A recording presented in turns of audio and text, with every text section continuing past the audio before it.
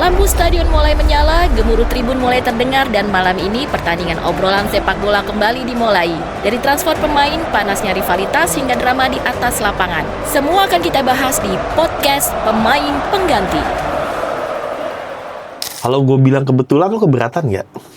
Karena apakah dia sejelek itu untuk timnas Prancis atau dia milih karir yang lebih aman di timnas Maroko? Gue rasa ini dia akan memegang timnas dengan jangka panjang sebagai redemption dia di klub yang gagal. Better than Saka?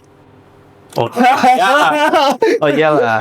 Ketika pemain inti mulai kehabisan tenaga saat pertandingan butuh perubahan, maka satu nama dipanggil turun ke lapangan. Selamat datang di Pemain Pengganti.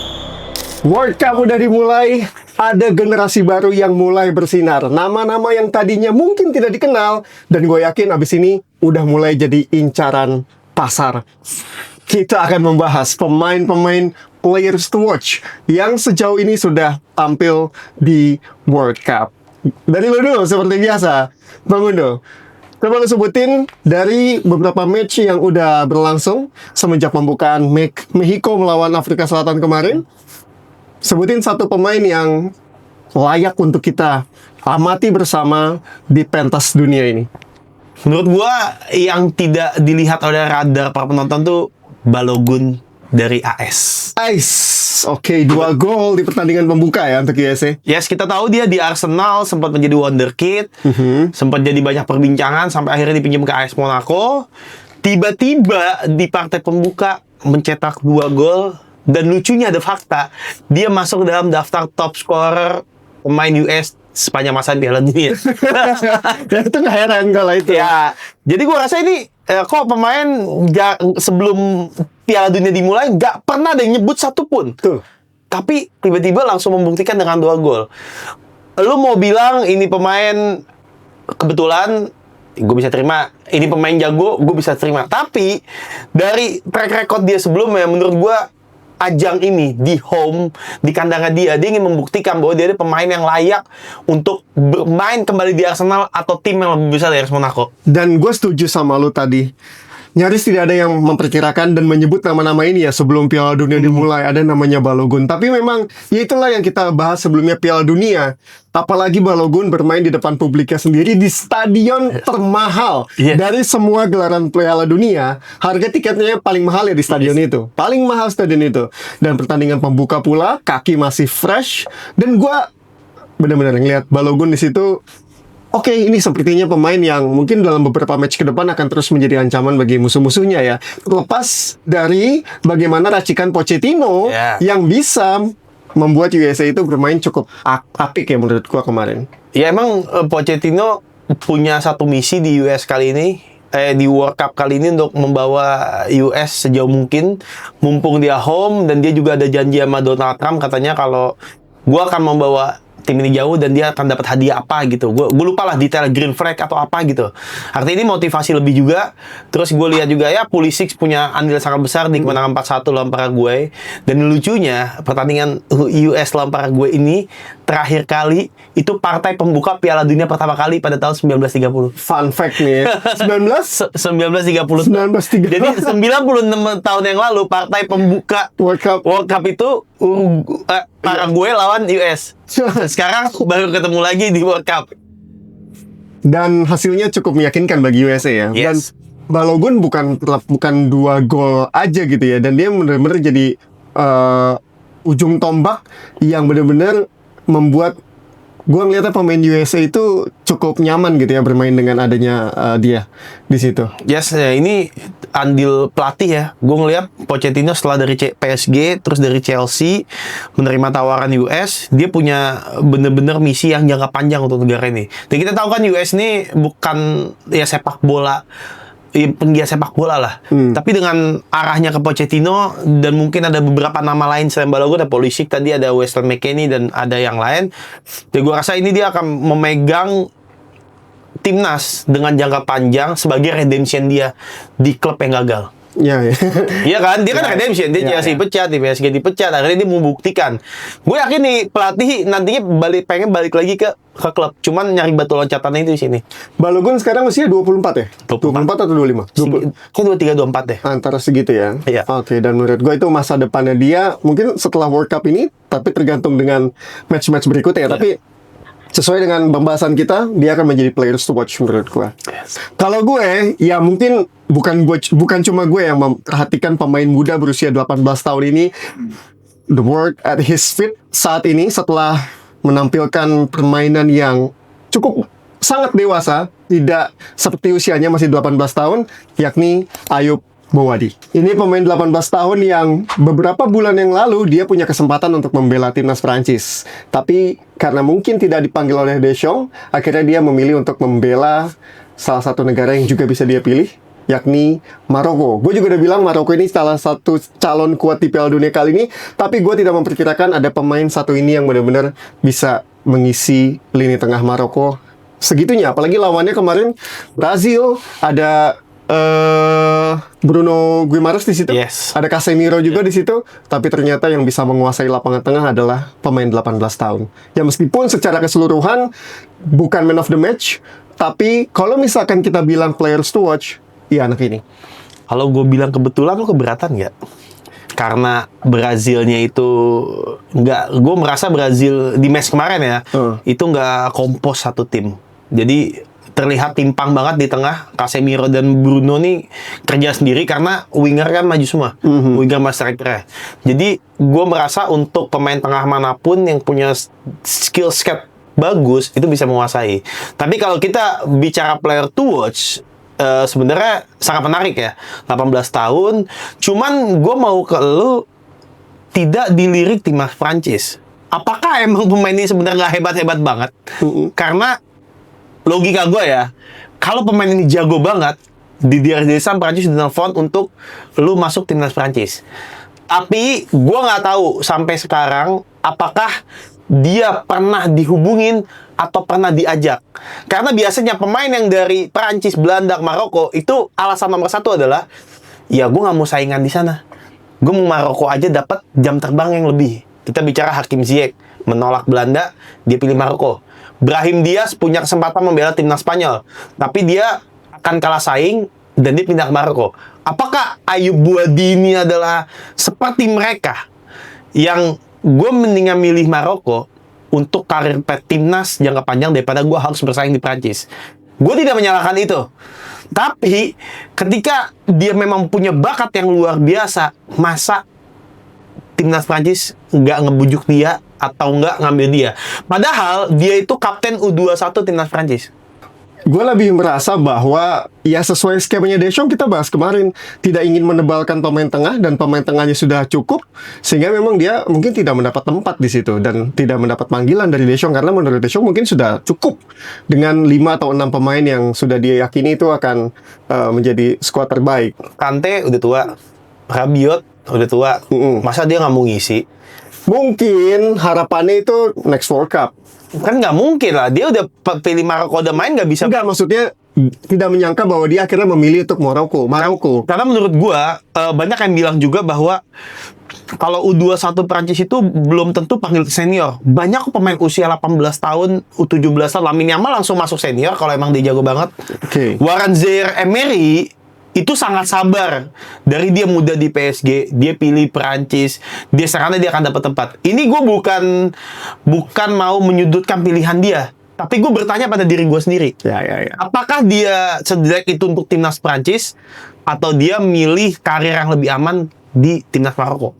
Ya apapun itu, cuma memang kita lihat kemarin aksinya di lapangan, ya sama-sama pakai 2 pivot. Maroko pakai 2, Brazil juga pakai 2. Tapi kan secara formasi gitu sebenarnya imbang. Tapi yang kata lo tadi memang Casemiro dan Bruno Guimaraes itu harus banyak menutup lubang ya. Karena pemain Brazil tuh attackingnya tinggi, sehingga mereka harus mungkin bekerja ekstra keras. Sehingga banyak ruang juga kita lihat seorang pemain muda 18 tahun bisa sepercaya diri itu mendribble bola di lapangan tengah yang under pressure, bahkan dia berani di tengah tekanan gitu depan gawang sendiri, dia berani mendribble dan memilih untuk bukannya mengamankan dioper lah, tapi dia maksudnya itu di situ ada kepercayaan diri untuk pemain 18 tahun yang menurut gua ya tadi pembahasan kita players to watch. Kalau menurut gua setuju kalau soal itu. Tapi gue merasa kita bisa wait and see juga, ini berlaku Balogun untuk pemain lain, karena kita harap pemain-pemain seperti ini semaksimal mungkin di World Cup. Jangan sampai di 2-3 game ke depan justru malah dia hilang begitu saja. Tapi gue suka sama postingan dia sehabis dia mendapat banyak pujian itu. Apa? Keep the mindset, it's just the beginning. Oke, keren. Nah, kalau ini keren nih, gue sama dia. Itu dia habis selesai itu karena banyak pujian, akhirnya dia posting seperti itu. Bahaya soalnya kan kalau kena pujian mulu, wah, bisa terbang dia. Yoi, Balogun, Ayub, next siapa lagi? Summerfield nama yang menarik. Dan sejujurnya gue kaget di timnas Belanda. Gue pikir dia Afrika lah. Oke. Bukan dari kulit, cuman gue merasa pemain kayak gini tuh adanya tuh di Afrika kita temuin. Tipikal winger cepet gitu ya. Tapi ternyata di timnas Belanda, walaupun dia tidak menolong West Ham dari degradasi, tapi kita tahu ini pemain punya profiling yang sangat oke di Premier League dan menjadi incaran klub besar sebelumnya. Dan gimana kita lihat lawan Jepang juga, itu gol yang menurut gua winger banget sih. Lu cut inside, lu masuk ke pojok, dan Belanda itu lama tidak punya winger yang kreatif, yang speed, yang skill kayak Summerfield. Jeremy Frimpong tidak masuk. Terus kita Cody Gakpo bukan pure winger, Donny Malen striker, dan ya siapa lagi winger-winger timnas Belanda. Ini menurut gue sebuah secara harapan mungkin di World Cup ini, tapi menurut gue lebih baik di beberapa turnamen ke depannya. Gak ada pemain yang punya eksplosif daya jelajah kayak Summerfield nih di Belanda, gak ada. Dan kita tahu Belanda tuh sangat krisis lini serang. Ya. Better than Saka? Oh iyalah. Enggak. Oh bener, Summerfield better than Saka enggak dong? Ya Saka.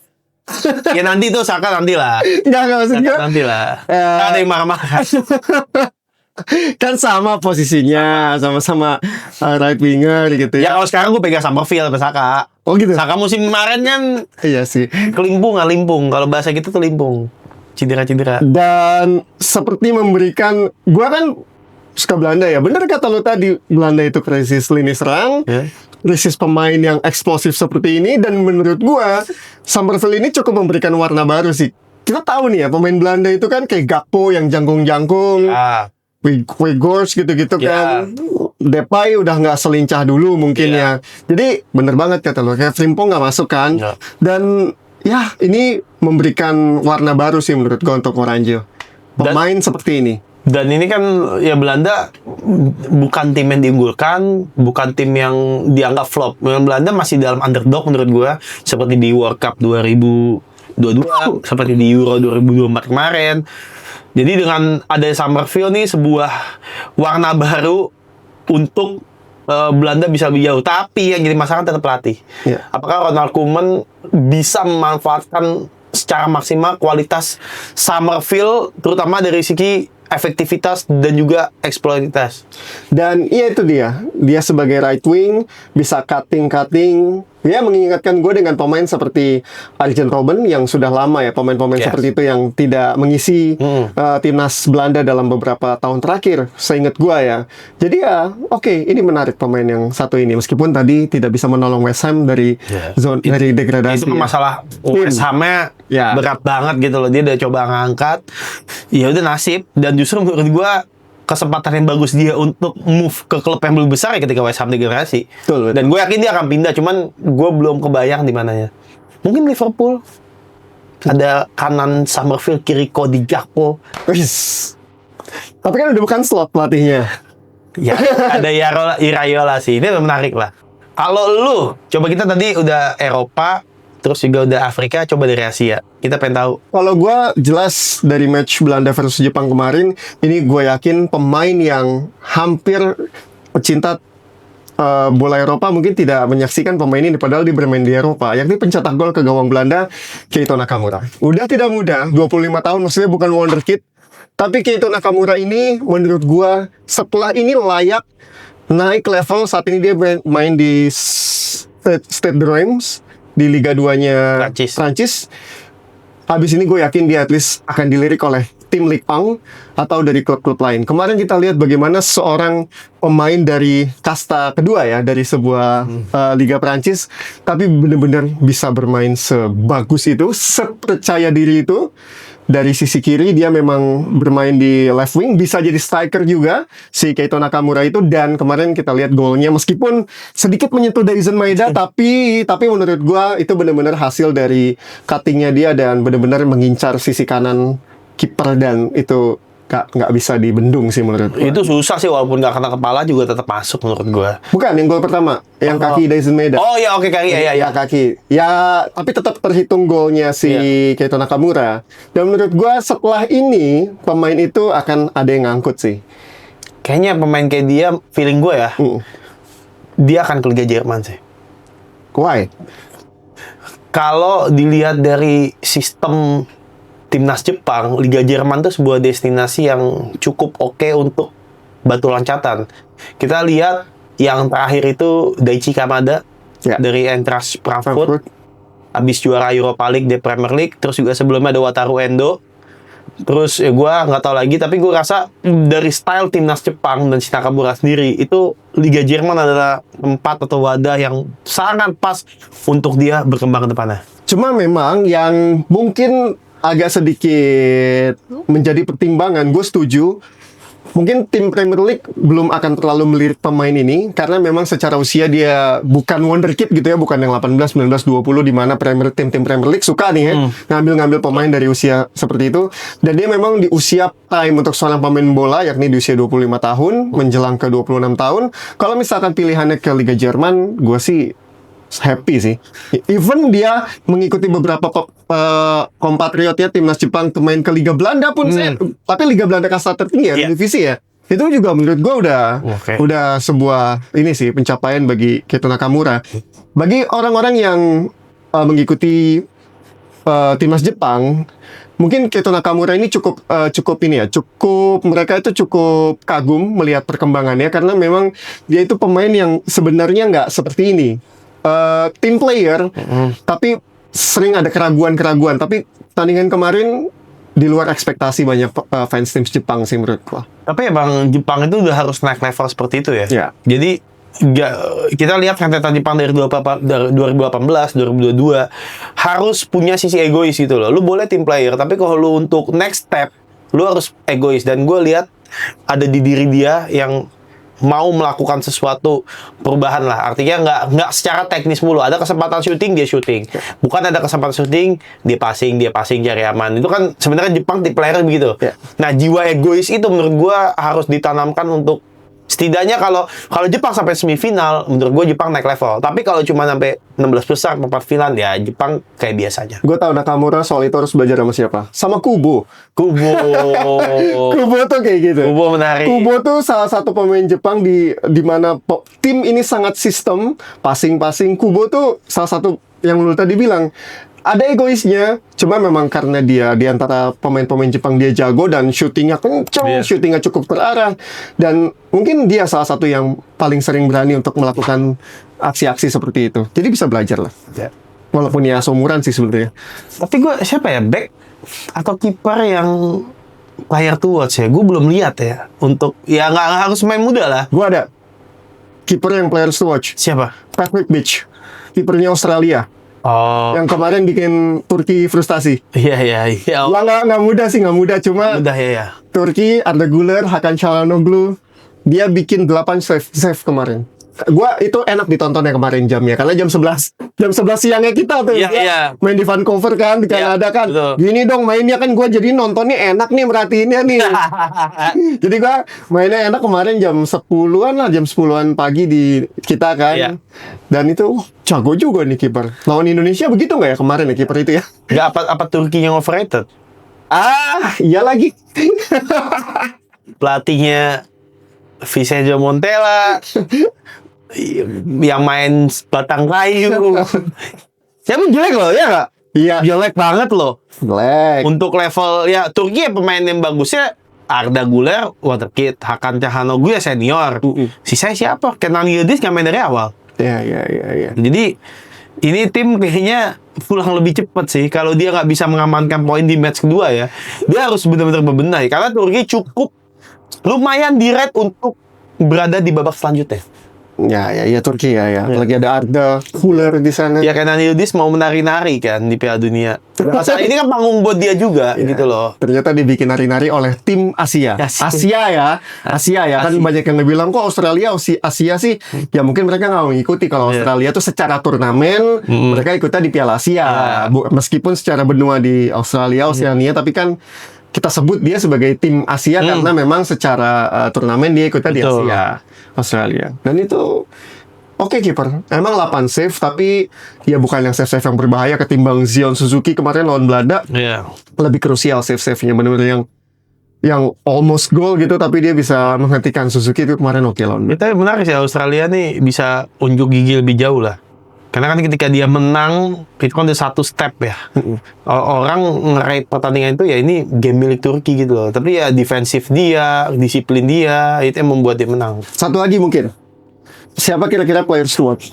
Dari lo setelah tadi Balogun, Ayub, terus Summerfield, Keito Nakamura, sama tadi gue Patrick Beach keeper. Yassin Ayari menurut gue cukup menarik ya. Menarik.